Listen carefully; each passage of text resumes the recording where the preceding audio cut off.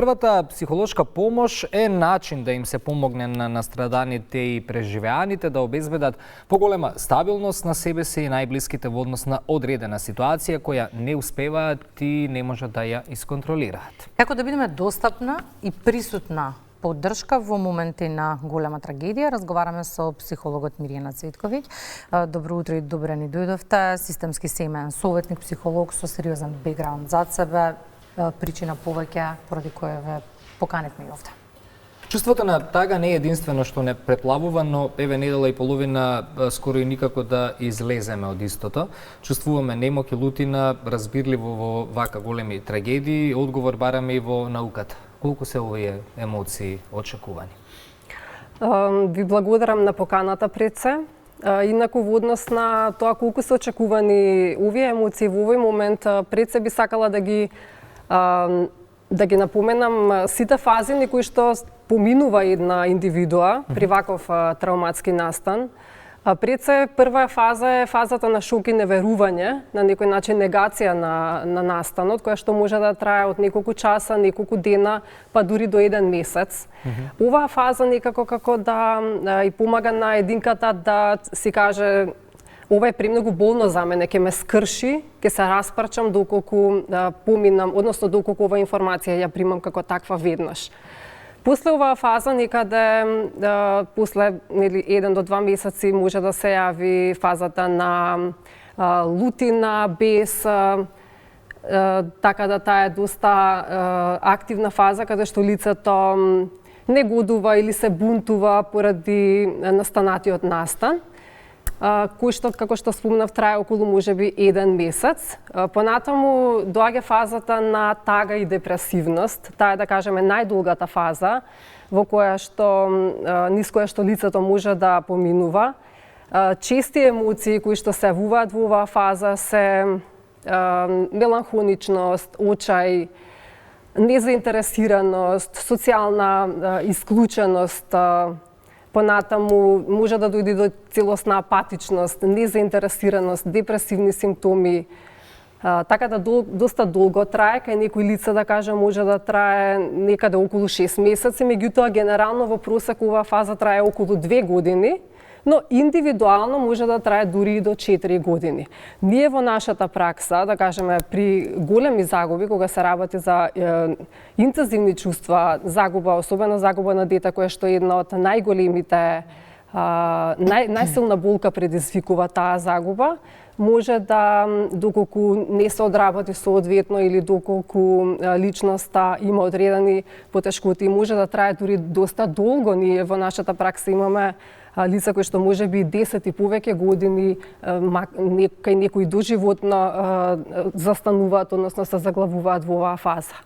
После фазата на тага и депресивност доаѓа фазата на опоравување, односно прифаќање на реалноста, некако личностите се совземаат, полека смислата на живот повторно се осмислува на некој начин, изнаоѓаат цел како да продолжат и зошто да би нивната кауза, да кажеме, некако добива целосна смисла и нивниот живот продолжува. Меѓутоа исто така важно е да напоменам дека овие фази не се стрикно дадени како такви, дури може едно лице кое што се наоѓало во фаза на депресивност, кое што понатаму продолжило, нели, односно се прилагодило, се реорганизирало, ја надминало тагата, може повторно да се врати во некоја смисла во целиот процес.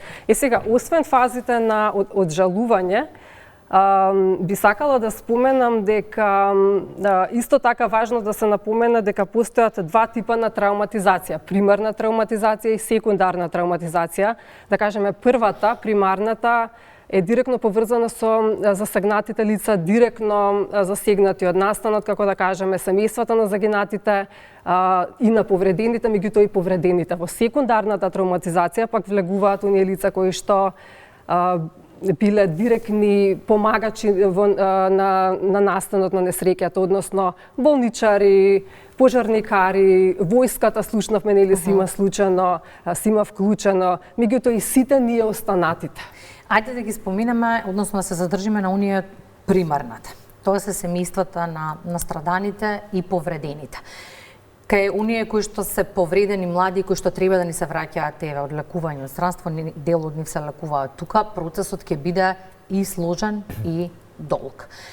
Кога е соодветно време за психолошка поддршка, Миријана? Кој е моментот кога треба да се почне со психолошката поддршка? Бидејќи веројатно кога ќе им споменете во моментов на семејствата, ќе кажат на тоа најмалку мислиме, тагата и шокот е нешто на што сме фокусирани во моментов. Така, тоа е многу индивидуално. Во некои ситуации некој веднаш знае да побара психолог, да кажеме и во нашата пракса тоа го покажува, со некои исто претходни несреќи, трагедии и така натаму. Така да индивидуално е.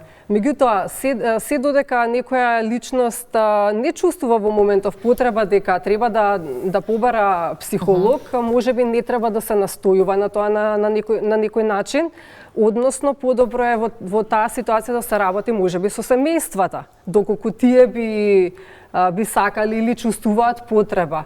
Едни со други би требало да си ги препознаваат оние знаци кога е потребно, може да се поседи стручно лице. Морам да кажам дека кога е вака набрзо, односно нели сега веќе 10 дена од самиот настан, дека најверојатно голем број на повредени или семејствата на загинатите можеби ќе треба да првично добијат психијатриска помош исто така. Психолошката помош е индивидуално, може од самиот почеток, може да кажеме потоа да дојде во некоја подоцнежна фаза. Така. А има ли правилен или погрешен начин за справување со целата оваа ситуација? Секоја индивидуа се соочува некако на различен начин. Еве да кажеме, доколку поддршката е од семејството, тоа би требало да биде, да речеме, семејните членови да се поддржуваат меѓусебно, да бидат едни за други тука, емоционално. Голем број на луѓе се ослонуваат првично на семејството. Оваа тага, болката ги сближува семејствата. Меѓутоа, има ситуации кога што вакви несреќи знае да го оддалечи, да ги оддалечи семејните членови. Можеби, знаете, во пракса имаме разни ситуации. Понекогаш во оние семејни системи каде што релациите помеѓу членовите се дистанцирани или па евентуално дури имаат преки на релацијата, тогаш автоматски снагите предпоставуваме дека може нема да бидат тука. Меѓутоа тоа оди се во договор со индивидуите. Значи ние ги прашуваме кои се вашите, да кажеме, кој се би можело да ви помогне, кој го чувствувате како голема поддршка во овој момент, пример ако е од семејството. Доколку се забележи дека не се таму снагите, односно дека нема огромни ресурси за психолошка поддршка и помош, тогаш веќе се оди на други ресурси, како да кажеме некои индивидуални снаги, или па и ако не е од семејството, можеби некој пријател, можеби сосед, наставник и така натаму. Така да се проширува системот во таа ситуација. Меѓутоа, кои се начините како што индивидуално секој се справува е многу различно. Некој се повикува на религијата, многу му помага. Некој, да кажеме, спортски активности, друг знае да слуша музика, трет да гледа филмови, некој му е потребно да биде сам.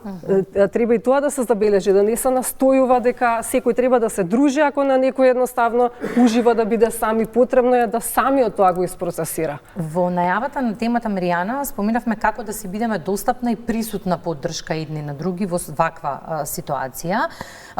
Се ќе биде добро, времето лечи се, утре ќе биде подобро, знам како ти е. Тоа се најчестите изрази кои што ги користиме во кога сакаме некого да утешиме во состојба на трагедија, но некои истражувања велат дека токму тие се несоодветни во случај на прва психолошка помош. Што тогаш можеме да си кажеме периодов едни на други?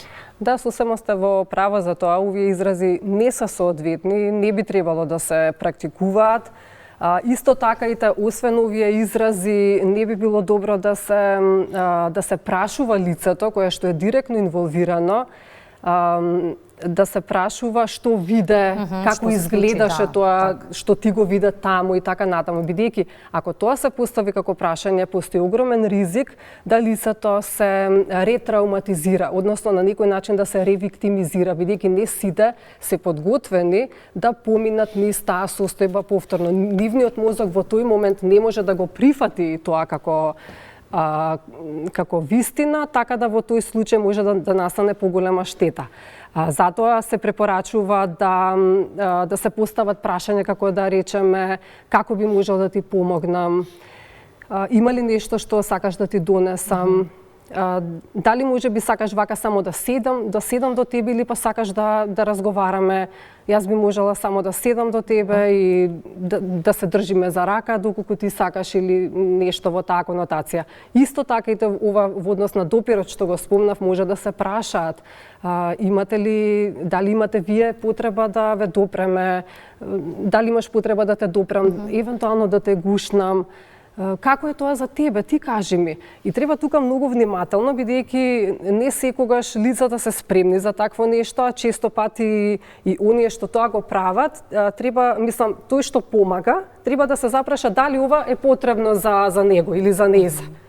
Дали ќе помогне, затоа што во некои ситуации ние практично можеби ги проектираме нашите желби, нашата ситуација, ние како се чувствуваме, па мислиме дека и на другиот тоа му е потребно, затоа треба да се приспита што можеби ова личност треба да добие во овој момент.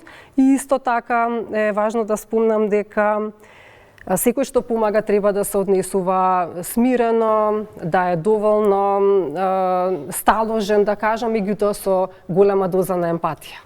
И за крај, како да научиме да живееме со толку голема загуба и без страв од иднината?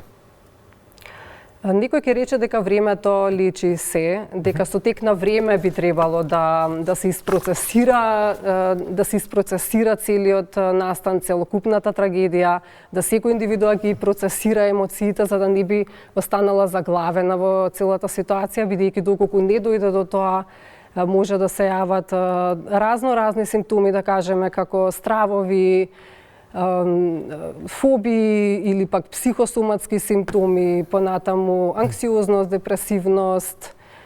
Инаку, ова би сакала да спомнам дека, мислам, уште сега ние имаме во пракса ситуација каде што се јавуваат родители, дури на помали деца кои што се збунети, во насока на тоа да прашаат дека да кажеме 10 годишно дете има страв од смрт и мајката е длабоко загрижена и така натаму, потоа дете чиј што родител отпатувал некаде, односно е на службено патување, одсутен е подолго време, детето прашува, вели, мамо, дали тато е меѓу загинатите? Така да, ова го покренувам како прашање дека родителот во тие ситуации добро е да одговара отворено, да не мистифицира, да е тука до детето, да одговара на тој начин. И сега во согласосуване или што рековме како да продолжиме, можеби прифаќајќи ги сите тие ситуации како очекувани, како нормални, да со тек на време се процесира, се прифаќа и на некој начин полека да дојде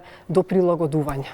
Ке ни требате периодов. Благодариме за денешното гостување. Благодарам и на вас на поканата. Благодарим. Во 9 часот ќе ги имаме и најновите утрински вести, а пред тоа дел од програмската понуда на јавниот сервис.